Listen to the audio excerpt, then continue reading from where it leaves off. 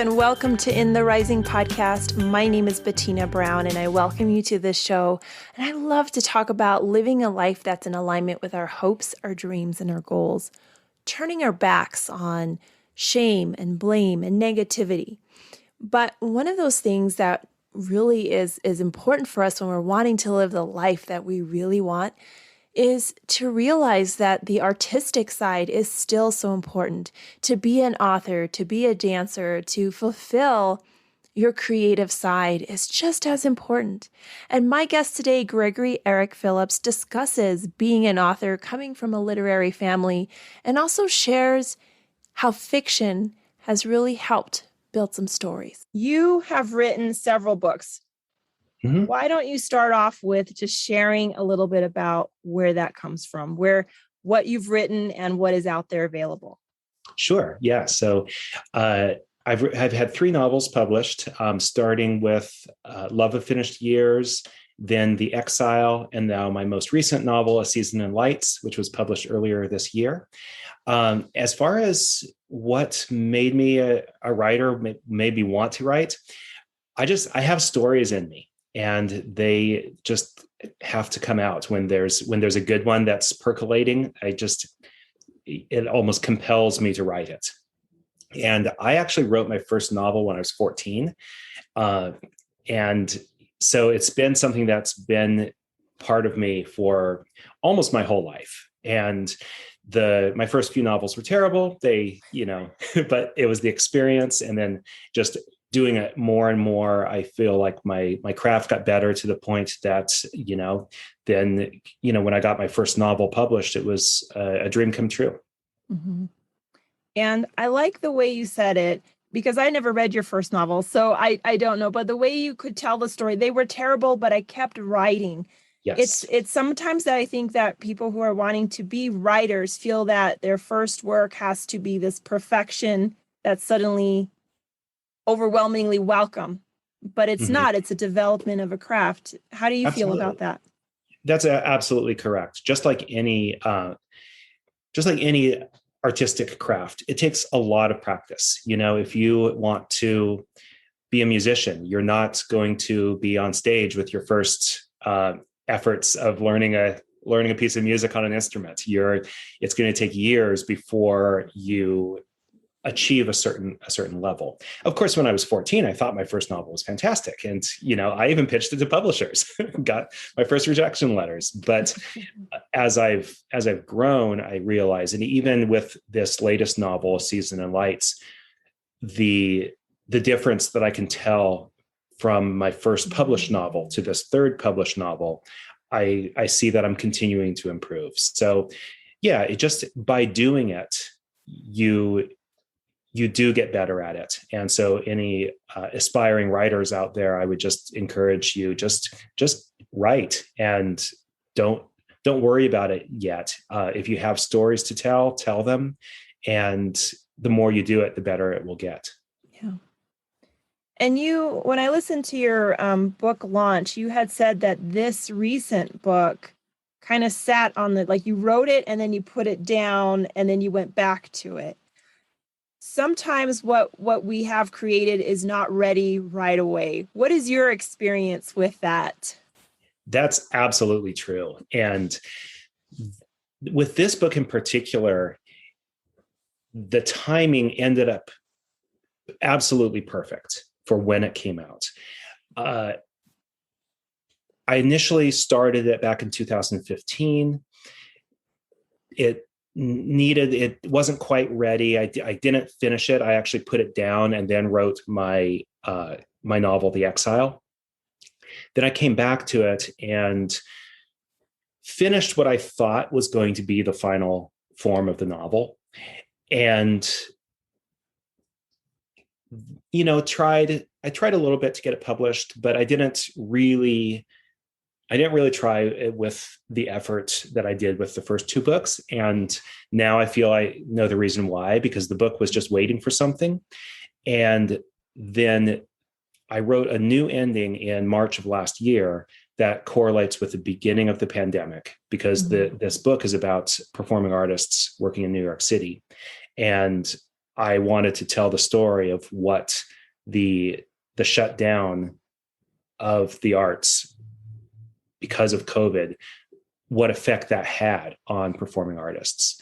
And this story that I had already written then gave a perfect platform to do that.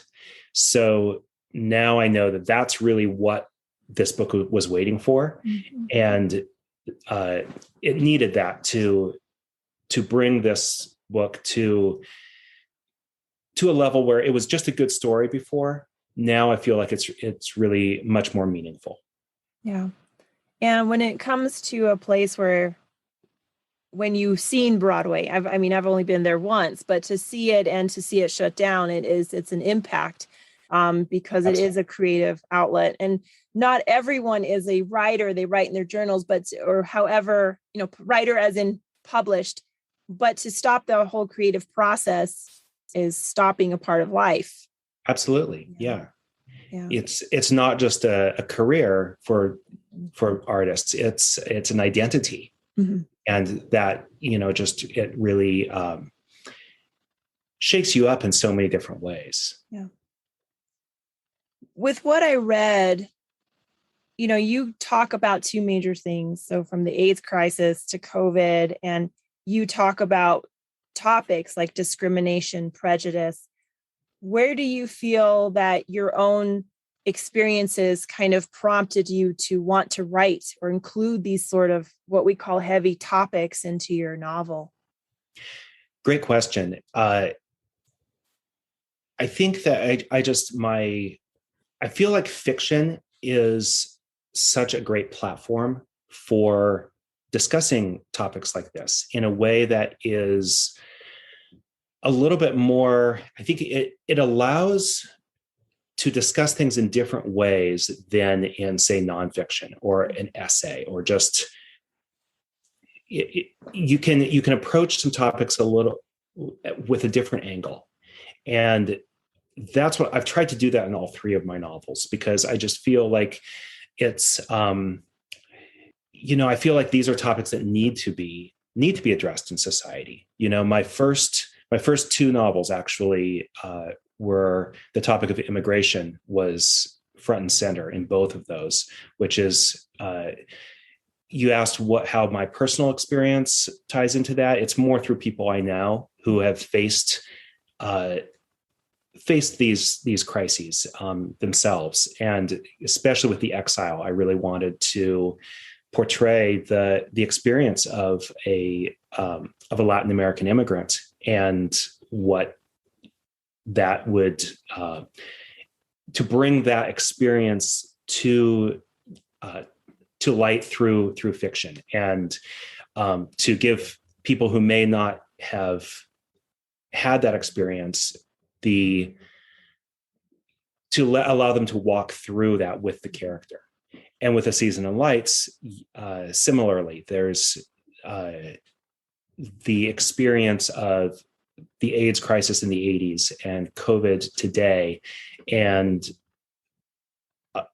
hopefully bringing the reader on the emotional journey of what that, of how that affected people. Yeah. And I've had one author tell me that when we write fiction, it's almost a friendlier way of kind of bringing this topic up, because if we just say immigration, a lot of times it's such a polarizing. I completely agree. Yeah, because I like that description, a friendlier way of addressing topics. And fiction can get to people's hearts more than, I think more than nonfiction can. And that's where society can change and improve, when you can reach people's hearts through art. Mm-hmm. Yeah. And your words were emotional journey. How do you feel that as a writer, you are able to add the emotional journey to your work?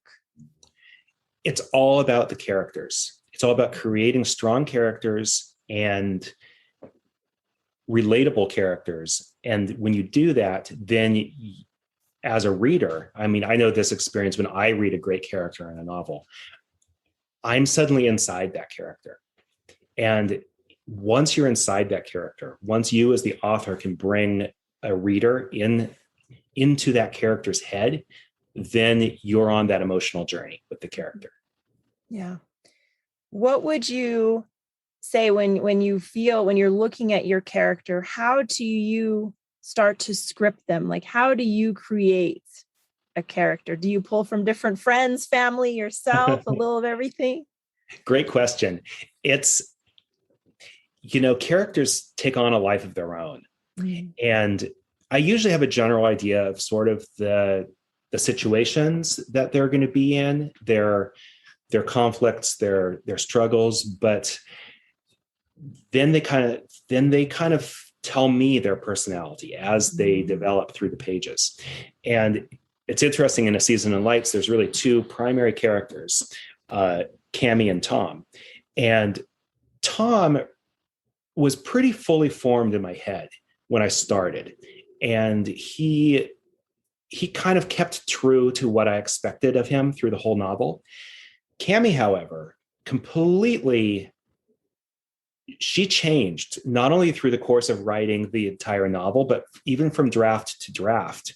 She became more nuanced, and she goes through a lot of personal growth in the novel, probably more so than Tom. And so I think that is why that happened with her. But she turned into a character that was actually much different than what I expected, but it was fun to allow that process to happen. And I think she ended up being a much more relatable character because of allowing that. Yeah.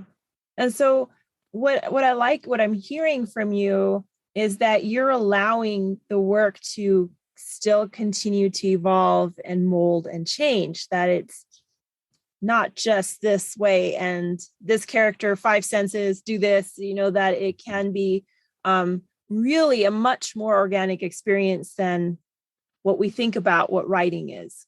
Absolutely. And that's the same with the storyline too. I plan out my plot for the first maybe third of the book, and then very loosely have an idea of what happens later, because I don't always know how it's going to develop. With A Season of Lights, I had no idea how it was going to end. And this is true when I rewrote the ending, corresponding with the start of the pandemic. I started what became Act 3 of the novel with no idea how it was going to finish. And partly because I was writing concurrent with, as the beginnings of COVID were happening, I didn't know how it was going to all play out. And the ending that it has is it's far and away my favorite ending of my 3 novels, but it just came out of nowhere at the end, as I'm almost riding on the subway with Cammy, seeing how it's going to play out. And what happened, if I'd planned that, I don't think the ending would have been as impactful as I feel it was. Yeah. And I like that you said, if I had planned that, because even in real life, sometimes we plan things, and what happens with letting go of the plans can sometimes be so much more fruitful. I agree. Yeah. Yeah.